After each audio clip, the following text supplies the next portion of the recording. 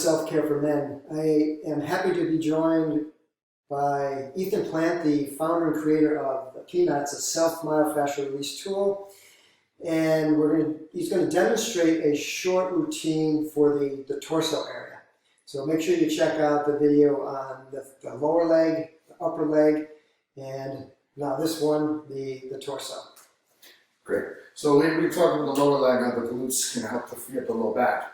I want to actually work on a muscle called the QL, core abdominis lumbar, which is called QL. All right, it's a muscle that connects to the hip and to the upper ribs, kind of makes a flag. Okay, it's actually an abdominal muscle, even though it's in the back. So we want to be careful. We don't want to get on the ribs. So basically, we're going to get down, lay down on our back. You're going to take one sphere. You're going to kind of lift your hip up to the side. You're going to come down and in, and then gently come back down on it. Now, it might feel like it's going to slip out, but this is where now we're going to gently start to dump our knees towards the side of where that sphere is of the peanut, okay? And you can kind of just, move around. You could cross one leg and kind of pull. You can bring the leg out straight. There's a lot of, you just got to kind of mess around. But generally speaking, getting in there and just tipping, maybe 10 slow each side, just kind of tip and come back. You're really going to start to free up that low back. The glutes and the QL really are the two contributing factors to most low back stiffness and low back pain. So freeing that up is going to help us. So that's from the pelvis, iliac crest, and to the lower ribs, right? So that space right in between and behind the strong muscles of the back. That's why you got to kind of have to push it down and swim in. I mean, you may not necessarily be directly on it, but through the layers you go, and you will feel it. And I had a lot of people do this, and they move so much better. So, if you're getting a little bit more ambitious, you can start in that same plane because you don't want to be on the ribs. You can start to turn over a little bit more and get into those obliques a little bit, and just kind of rock back and forth, and a little bit of mini roll here.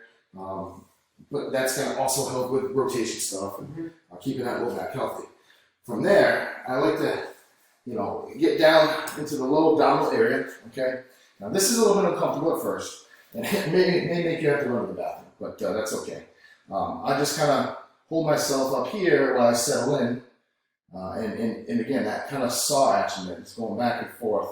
All right. And if you can, over time, just keep bringing those elbows out a little bit more until you can kind of get all the way down. All right. As you work your way up. Now, all of these things that I'm showing you fast. You want to spend time, okay? You really want to make a routine for yourself. And you don't have to do the whole body every day. You kind of want to pick some of the spots that bother you the most and work through them. But as we work our way up, okay, and we get all the way to just about that rib cage, I like to kind of really just push up here and wiggle right in there and then come back down, melt a little bit. You can also angle. You could go this way and get one side at a time. But this is really going to help with some people's digestive issues, and that's a fact. I've seen people have better results with their daily functions doing the abdominal area. So it helps with elimination. Yeah, helps with elimination, yeah. And I would suggest if you're going to do one side at a time, like you just demonstrated, that you would start on the right side first, because that's the ascending colon, and then the left side after that. Yeah. And then make sure you go to the bathroom. So, getting all that, it's going to take some time, work through it. I want you guys to really understand how important water, drinking water, hydration is with all this. You're breaking up some toxins doing this stuff, and that's going to go into your system. And if you don't have that water to flush it out, it's just going to find another place to settle in. Also, just being hydrated in general is going to help with that glide, and I'm not getting sticky. So there's a two-part to it. Part of it is just to kind of drink to flush, and the other part is to drink to hydrate. Going along with that kind of rotational stuff, the mid-body here, part of my daily habit challenge is getting between the shoulder blades, okay? Now, what I'll tell people is, right now I want you to hold your head and just kind of settle in, okay? And then I want you to try to, it's called thoracic extension. I don't want you to do this. I want you to keep that chin the same distance. Just kind of go back as far as you can. Take a deep breath. Now, we don't want flared rib cages, but in this case I do, because I'm trying to just get a little bit of a pull so you come back down. But you're also in between those shoulder blades, which we always reach for doors and, we very rarely pull. So these guys just kind of start to wing our scapula, those chicken wings, and they start to rotate, giving us a lot of shoulder issues, which we'll get in another segment. Right. And then you can pick yourself up and start to roll. Lean on one side. You can get up into the trap area. What I like to do. Do you generally keep your hands behind your head? What I tell people is once they're comfortable, I'd like to see them just hold their neck here, and not here, but like straight. And I'll get a lot of times people will say, well, it kind of hurts. And I say, does it hurt or is it fatigued, tired? And they say, well, yeah, that should make more sense. And it's right here. Well, we always look down. So these are short neck muscles, right? And they should, they're just being activated to stabilize our neck. So they're just getting a little bit of workout. So I say, just kind of hold that as long as you can. But yeah, when you roll, hold your head so you're not having that fatigue. Another thing I like to do, I had worked with a goalie from the Boston Bruins, and I showed him how to improve his shoulder flexion within a couple of minutes. Okay, so had him sit up against the wall, crawl up, marked it, 2 inches off on each side. Within less than 5 minutes, he got 8 inches more, 6 inches more. By doing this. By doing this, well, I'm about to show you. Kind of give yourself a hug. Now, naturally, I went right over left. That's okay. But then to go left over right, which is going to feel kind of awkward.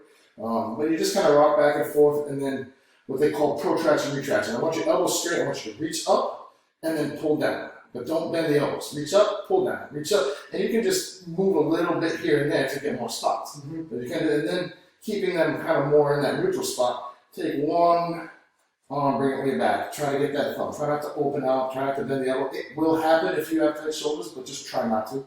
I think my left's worse. You can see the elbows pointing the thumb towards the floor. Yep, trying to not being open, trying to get straight. You can see this elbow bent a little, my problem side. So I got to spend a little more time on that before I do any activity. But just kind of get in there, and then you can kind of make Y's and W's. There's a lot of things. You just want to move. We were talking about earlier in the earlier segment. Moving is great when you're in a compression like this. All right. So as you're doing that, you can actually get right into the lat as well. So you kind of put the groove right there and just pull away, rest. And you don't want to put a ton of pressure there because you're on the rib cage a little bit. You're trying to just grab that lat and pull it away and free it up a little bit. A technique that's a little bit difficult if you're new, I call it joysticking. Okay, so you put this upright and you get into that lat and you just kind of see it like a joystick, kind of just moves around, and then eventually it'll slide off. And that just kind of pulls everything away. Can you show the viewers where the lat is? So the lat is basically this muscle that's on the side. Right. It's the back of the armpit is the part of the lat. You want to make sure that you're not getting actually into the armpit because that is where the radial plexus is. But the back right. You're going to get the back and just kind of slide down. And it does go down. You just want to be very careful as you get lower here. But just doing that, I really feel better. I'm currently working with a high school, well, now he's graduated, he's going to college next year, a baseball pitcher. And so I have him doing some of that work with internal, external rotation, with movement overhead. It's a great spot. So now that we've gone between the shoulder blades, if you take one spear and move over, you can actually get up right on that back of that scapula, or that chicken wing, okay? I like to put a towel on my fist here, but basically, there it is. You look for that little tender spot, you can melt. I like the external rotation. And we'll do some internal, but really it's that external rotation. I'm trying to strip away those adhesions and those, kind of deactivate those trigger points. And this is going to be really good for just overall shoulder health, but before you actually throw a ball, or like the goalie getting in the net, getting that better reach, overhead pressing, swimming, anything that involves this overhead motion. And then you can also move down a little bit more of that Thoracic Minor area, which is another rotator cuff. Woo! And then just, like you said, moving the arm around. Just moving it, maybe touch the back of your head, touch your nose, melt it again, try to get it up overhead. And using one spear, you can use this other one to kind of just wiggle it in and manipulate it. But definitely a good spot. So Ethan's now working the outside edge of the scapula or the shoulder blade. Yeah, it's like right outside the back of the armpit area there. You won't miss it if you put it there, you'll find it. Another spot I like to do, is the pecs, both Pec Major, Pec Minor. They are, different in their action, but they work together at the same time. So if I was gonna go pick the minor. Okay, it's kind of underneath here. So you get your major, you can kind of grab that underneath there against the rib cage. There's that Pec Minor, which again the shoulders is very important. So you just take that flat end, kind of put it on an angle, and just kind of swim in. It might take you a few times, but once you get in, oh, there it is. You'll know it. Ooh. And I'm basically just pinning it against the high rib cage, which is a little bit more stable. I don't think you're going to really do any damage there. But you're just kind of pinning it, and then that joystick again, just kind of moving it around. So I'm swimming underneath that Pec Major. So the Pec Minor, when we have poor posture from all the sitting we do, the shoulders come forward. That muscle actually gets short, and it can compress the nerves and the blood supply to the arms. You can get single fingers, exactly. even elbow pain, wrist pain, things like that. It's one of the kinks of the shoulder, which we'll talk about when we discuss the shoulder. All right, so getting the major, Pec Major, if you're someone that likes to bench press, do push-ups, things like that, you want to be able to open it up so that it's not all squeezable, right? And you want to activate it so you're working all the fibers.